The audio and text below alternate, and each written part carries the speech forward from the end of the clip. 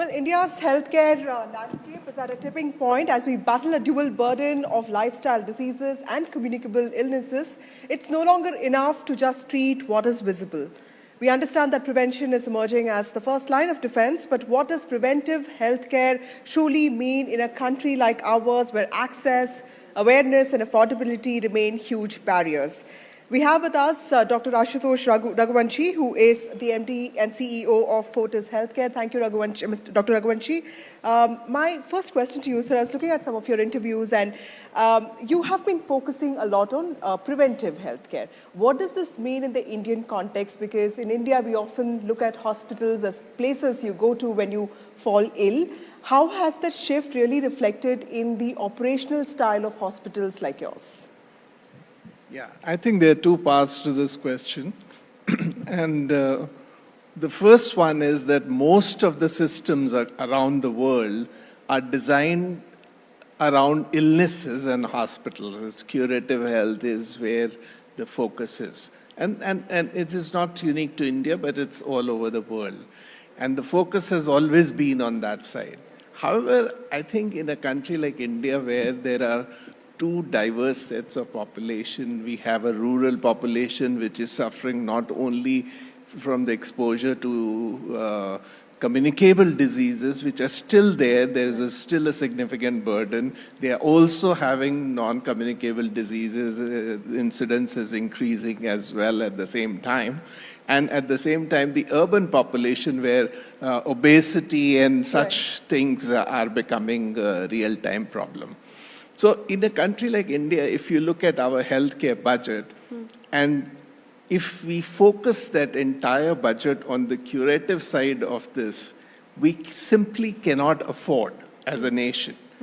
If you look at the American expense on healthcare, which is about some 16-17% of their GDP, which is 10 times more than what India's GDP is, and our population is much more than theirs. So that means we simply don't have the resources to try and treat all people. Okay. So prevention is an important part. Having said that, prevention is not something new. Preventive medicine has been there for a long, long time. And that's precisely the reason why the incidence of communicable diseases has come down around the world. And there are phenomenal examples. Polio is one glaring example, but there are several other examples of where the preventive part, especially the vaccination part, has, though nowadays, there are a lot of vaccine naysayers as well. Yeah. But at the same time, I think what has been achieved is phenomenal. Right. And we have gone quite ahead in terms of prevention. But different levels of prevention, primary, secondary, tertiary, are required. In India, different set of populations require different set of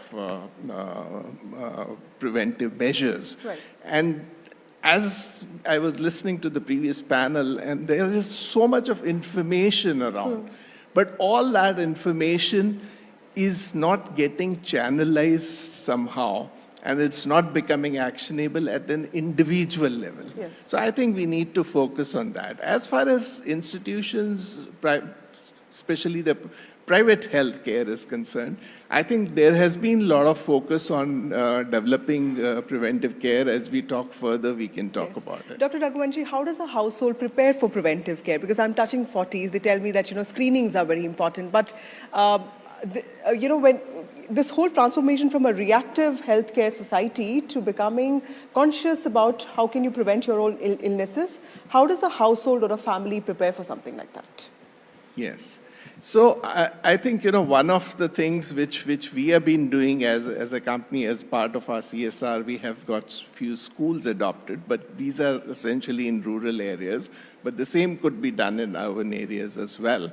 I think if children are taught about self-care and other measures of good health, like prevention, cessation of smoking, taking care of obesity, diet, exercise, all these things, if they are emphasized to children and they understand the importance of it, they carry that message, they grow with it.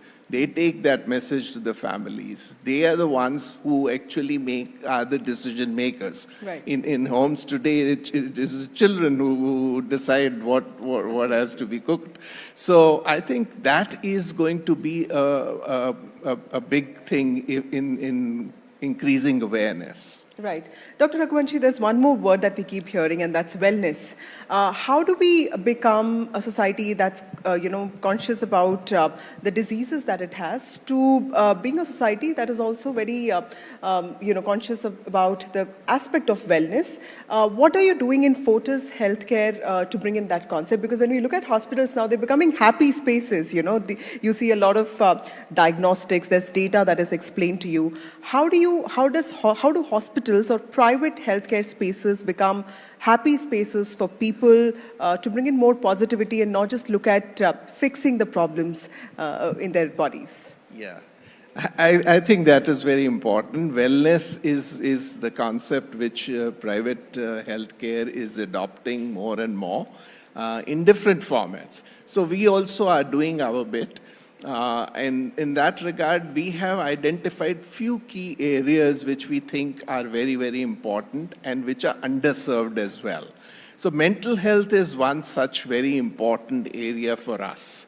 And we have done several measures there. Again, there we have done a school mental health program, which we have been doing for years. We run a yearly quiz on mental health, which has been going on for now, I believe, about 8-9 years. Children participate from all over the country. So the awareness about the mental health increases by that. So that is one of the major initiatives, which is our social initiative, which we do. But other than that, we are also creating an online platform, which is for counseling for people. Which is not for treatment, but for counseling when people need to talk and they want that kind of support. That is available 24/7. And the third one which we are doing is to create infrastructure, physical infrastructure, which is for the patients who require interventions in mental health space. So that is one area which we are working for. Other than that, we are creating the wellness centers in all our hospitals. One of the areas in the diagnostic is the genomic sequencing, which is a good predictor of a lot of diseases one may have in future. And that can give rise to a specific preventive plan for an individual, a personalized preventive plan for an individual.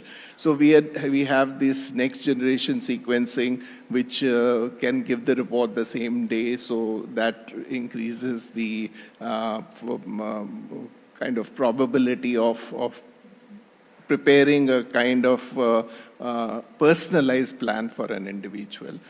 And then we are working on several other preventive checks and all. One of the things which I feel is that the blood tests which are done in a package as a regular check program, those at a point of time have no meaning. So linearity of data is important.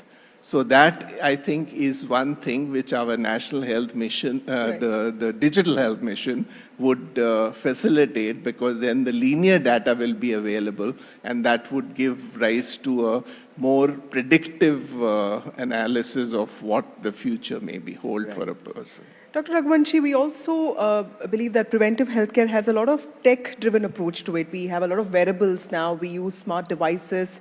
How does this intervention of technology also help individuals understand the importance of preventive health? And is there data to prove that, because you're using some of these smart devices, has it really helped us to counter some of these lifestyle diseases? Definitely, there are real case studies on at least two areas which I would like to mention, or rather three areas. One is heart arrhythmias, abnormal heartbeat.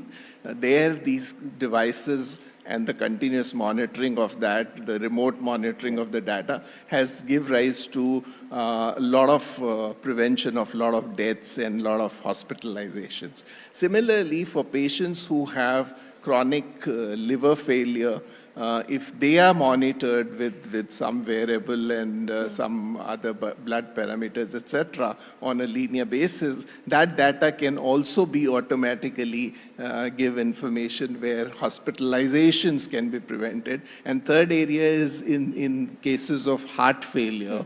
Where again this kind of monitoring will help, and in renal failure, for example. But these are disease-specific examples of people who are having the disease.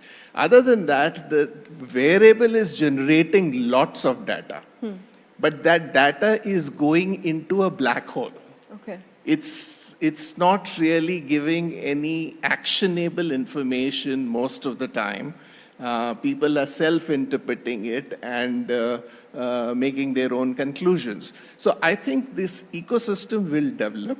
Remote monitoring is definitely something which is going to make a lot of difference in geriatric populations and in younger populations, performance athletes and those areas. It can make a phenomenal difference. So the linearity of data and the data being interchangeable and also being interpreted is important. Okay. But I think with AI becoming an important tool, that ecosystem will develop very soon.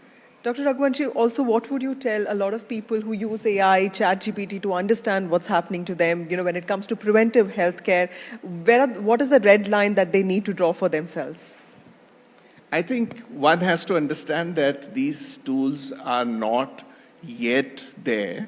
They do give an indication, but that indication could be wrong also. At the moment, at the best, you can get 60-70% accuracy, not beyond that, and sometimes even less. Okay. Because ChatGPT is going to give you analysis based on what inputs you give.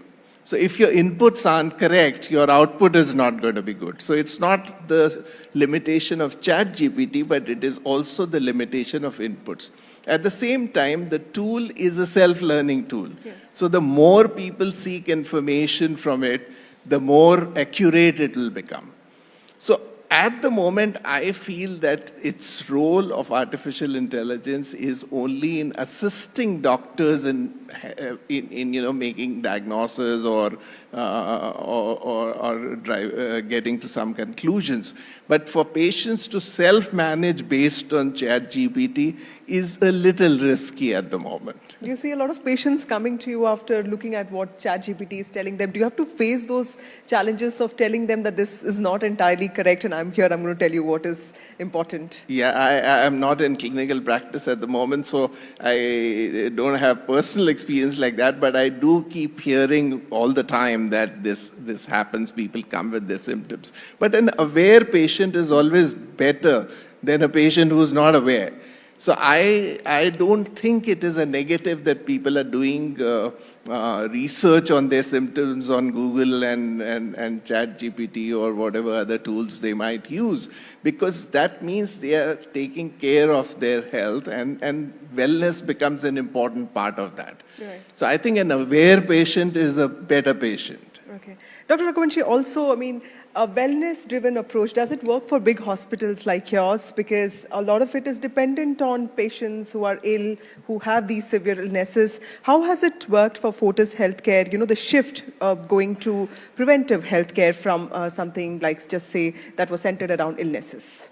So it is not binary that you do preventive care or you do only curative care. Both the areas are equally important. And both will be required. As I was saying earlier, that preventive care has been there for a long time, but it has to become more focused. I think both have to be done. For private setups, it is a challenge to decide because there are commercial interests, etc.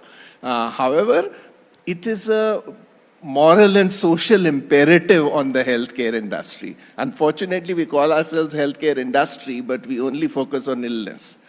That should not be the case. We should be focusing on good health. That's very important. Focus on good health and wellness. While we wrap out of this conversation, we look forward to a 5-part healthcare series featuring Fortis Healthcare on NDTV soon. Here's a look at this partnership which promises to decode the evolving healthcare sector where prevention is no longer a choice, it is a necessity, and wellness is priority, like Dr. Raghuvanshi also said. Let's have the logo now.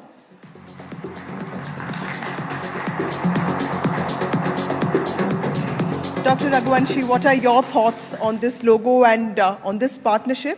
And also, a collaboration like this, how important do you think it is for the realm of preventive healthcare? No, this is extremely important. I think NDTV has been the path breaker. We had earlier a relationship on the organ donation for many, many years. And I think this relationship will continue. I think media's role is very, very important. It brings it into the focus, and it is the information which is reliable information. So that makes it even more valuable. Absolutely. Thank you so much. Mainstream media is a reliable source of information, and like Dr. Raghuvanshi says, that one has to be really careful when it comes to tools which are still evolving. As we close this conversation, one thing is clear: healthcare is no longer about hospitals, but it's about habits. Fortis Healthcare, in collaboration with NDTV, brings you a 5-part healthcare series that unpacks this evolution from illness to wellness, from reactive to preventive. Join us as we decode how India's healthcare is not just healing lives, but also empowering them. Thank you, Dr. Raghuvanshi.